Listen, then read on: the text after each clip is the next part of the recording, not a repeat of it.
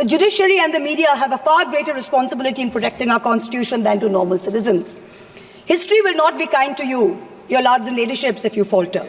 To every Chief Justice of India, past and present, I say this: yours is not to worry about your personal legacy. Yours is not to take directions from God. Yours is not to have a private family function turned into a televised circus with the political executive. The Constitution is your only God. The Constitution should be the only Atithi who should be in your home as your Deva. Attention-seeking divas do not leave legacies. Upholders and protectors of our basic sovereign rights will only be remembered. I have 18 minutes of allotted time by my party.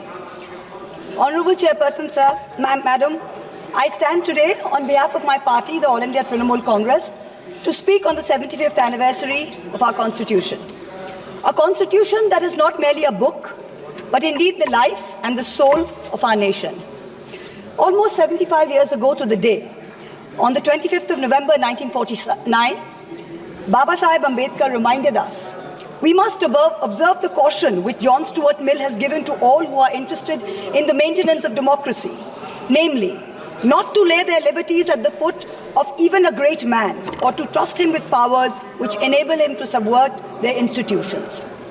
This nation was made by great men and women, but the real challenge before us today is ensuring that no one man should believe he's greater than the nation and that he is above the principles of the Constitution.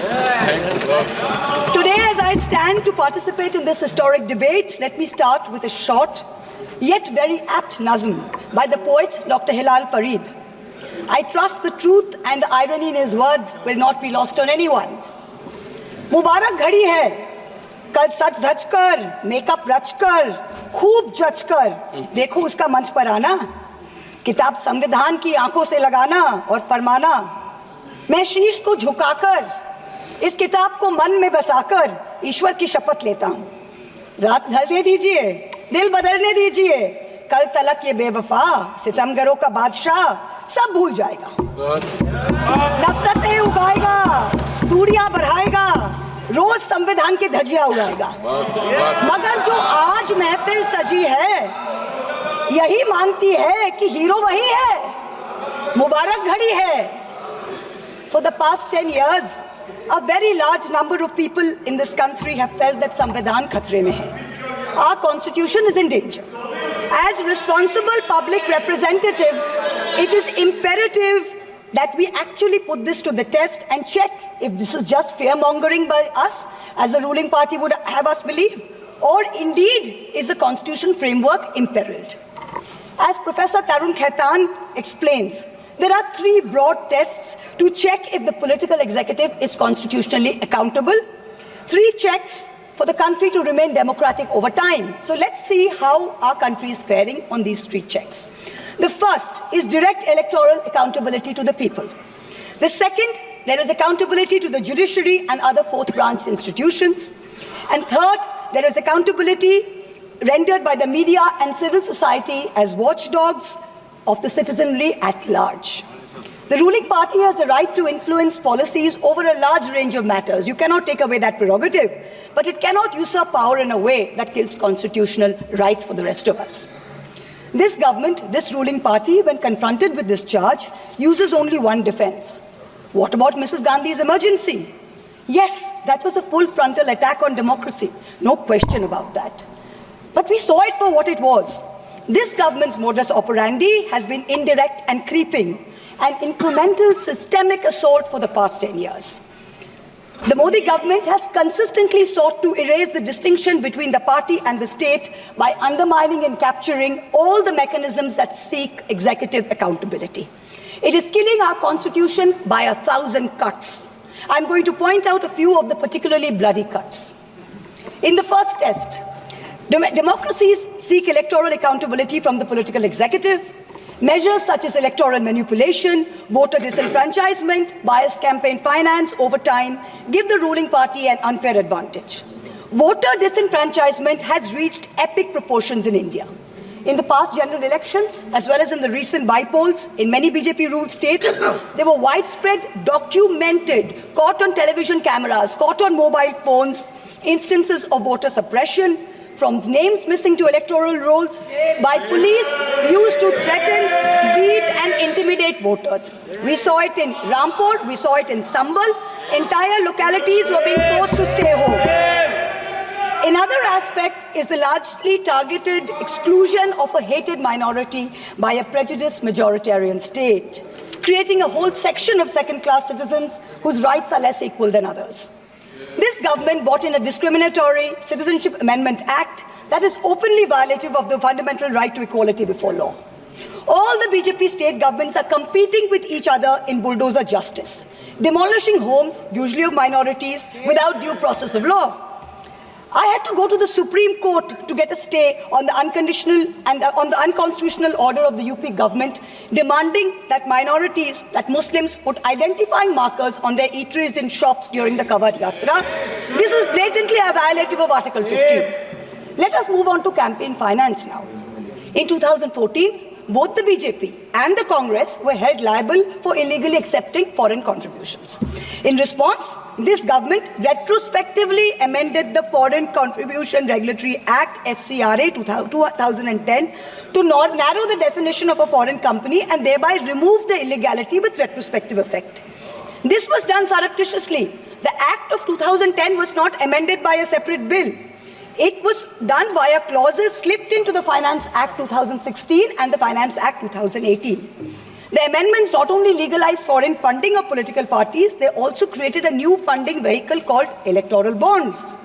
In 2017-18, the BJP got 97.7% of funds that were legalized by surreptitious changes to the campaign finance laws. When the electoral bond numbers came out earlier this year, we saw that the BJP had between 54 and 57% of the total amount raised in the past 6 years.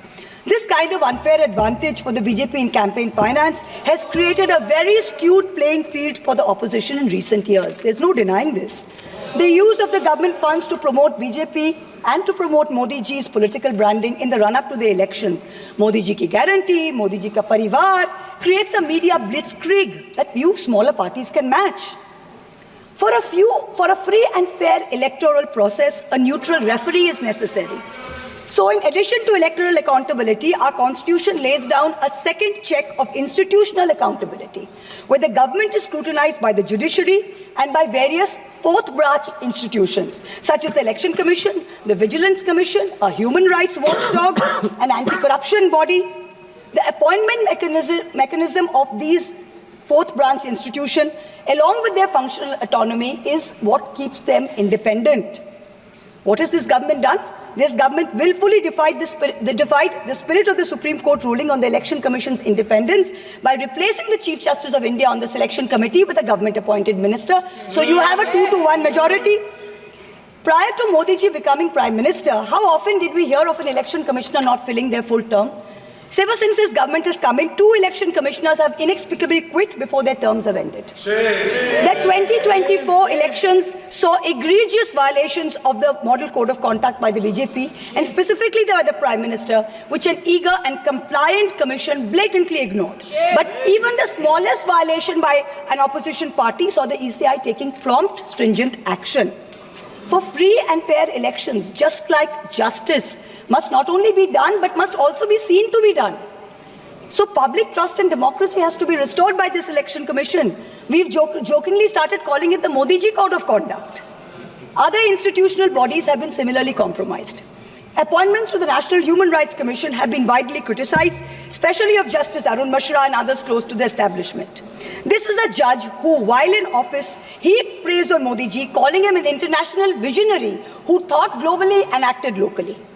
And lest the Treasury benches claim this assessment is a biased one, please remember, it is precisely this kind of appointments that have undermined the independence of the NHRC, so much so that the NHRC has lost its UN accreditation. The NHRC can no longer represent India or vote at the UN Council of Human Rights. Allow me to turn to a simple instance of what human rights under the rule of law means, the right to bail. The erstwhile outgoing Chief Justice of India waxed eloquent recently about how the right to bail has been granted during his tenure for all. A range of under-trials, from A to Arnab to Z for Zubair. His alphabet, unfortunately, seems abbreviated because it did not include G for Gulfisha Fatima, didn't include H for Hani Babu, didn't include K for Khalid Safi, didn't include S for Sharjul Imam, and U for Omar Khalid, and countless others. The former Chief Justice made it a point to say that the Supreme Court is not meant to act like the political opposition. We in the political opposition don't need the Supreme Court to do our job. We are not asking it to.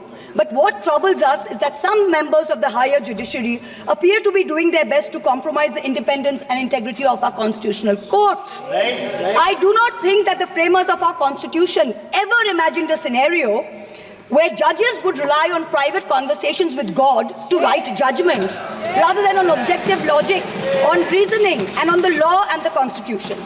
The Honourable Defence Minister in a speech this morning mentioned the courage of the late Justice H.R. Khanna to dissent in 1976. May I remind everyone that Justice Khanna lived for 32 years after 1976 under a largely Congress regime, long enough to write his autobiography, which the minister quoted from. Unlike poor Justice Lohia, who's resting in peace long before his time. Delays in filling vacancies in the Central Information Commission is denying citizens their right to information. Currently, the CIC has only 3 commissioners, including the chief, instead of the mandated 10, and has 22,000 pending appeals filed by people against the denial of information by this government. The third dimension of executive accountability is discursive accountability.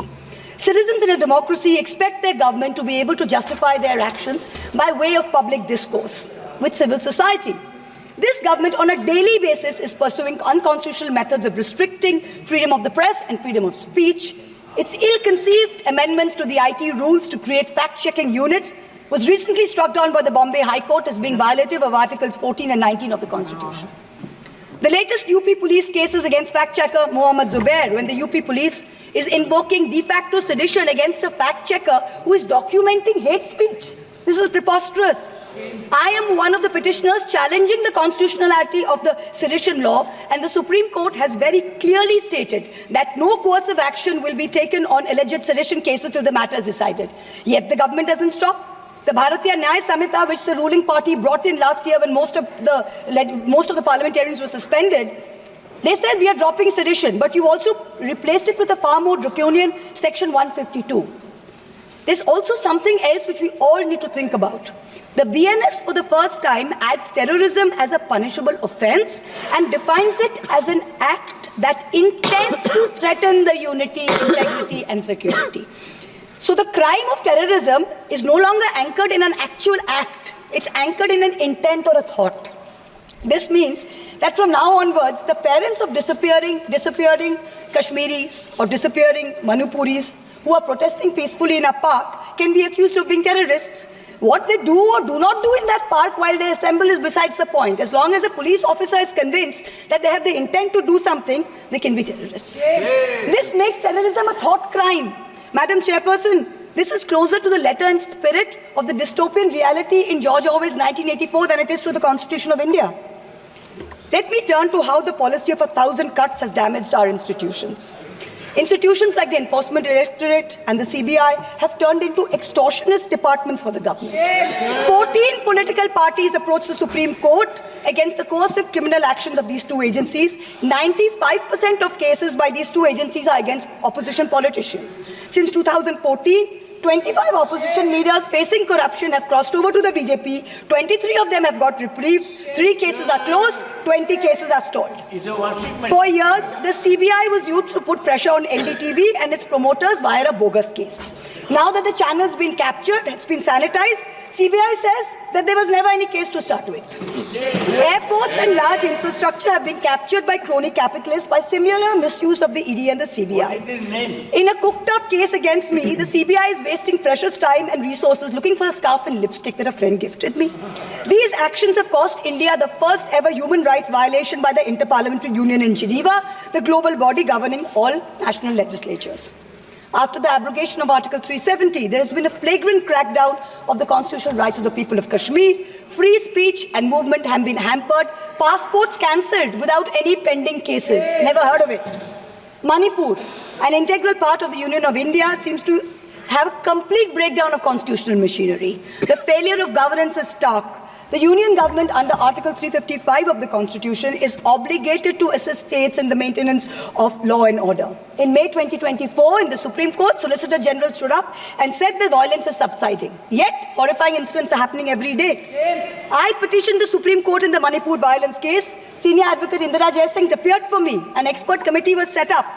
But then after 27 or more hearings, there is no relief, there is no justice yet. Time constraints don't allow a more in-depth analysis, but it is crystal clear that this political executive for the past 10 years has systematically eroded democracy. It failed spectacularly on all three tests of constitutional accountability laid out by Professor Khaitan. Our constitution is bleeding from 1,000 cuts. Samvidhan khatre mein zarur hai. The need of this hour is to ensure that the idea of India survives in its purest form. This burden is heavier on some of us than on others.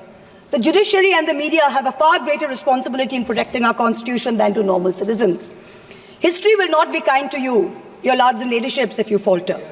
To every Chief Justice of India, past and present, I say this: yours is not to worry about your personal legacy. Yours is not to take directions from God. Yours is not to have a private family function turned into a televised circus with a political executive.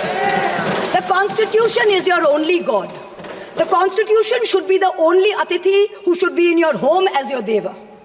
Attention-seeking divas do not leave legacies. Upholders and protectors of our basic sovereign rights will only be remembered. To the media, I say, you play a huge role in guaranteeing our democracy's survival. Live up to it. To taking a few liberties with Faiz Ahmed Faiz's immortal words, let me tell you. Sab taaj uchhale jayenge, sab takht giraye jayenge. Bas naam rahega Samvidhan ka. In conclusion, I pay homage to the 17 women of India's Constituent Assembly who laid the path for all of us like me to stand here today. And I would like to remind us of Vijayalakshmi Pandit's words. Freedom is not for the timid. Protecting our constitution in these harrowing times requires courage. Let us rise to it. We will succeed. Jai Hind.